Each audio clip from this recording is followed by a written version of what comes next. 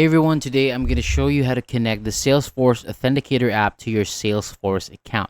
So this is a quick and easy process that adds an extra layer of security and helps to verify your identity when signing in. So to get started, open up your browser and go to Salesforce website. Sign into your account using your username and password. And once you are logged in, click on your profile icon and open the settings menu.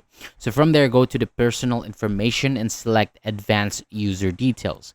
Scroll down until you find the Salesforce Authenticator section, then click the option to connect the app. So Salesforce will ask you to verify your identity before continuing. Check the email linked to your account, find the verification code that was sent to you, and enter it on the verification page. So after that, Salesforce will prompt you to install the Salesforce Authenticator app. Pick up your phone, open the App Store or Google Play Store, and search for Salesforce Authenticator and then download it. So when the app is installed, open it and choose the option to add an account. So the app will display a unique two-word phrase. So go back to Salesforce, enter the two-word phrase in the required field, and then continue. Next, look at your phone again and approve the connection request inside the Salesforce Authenticator app.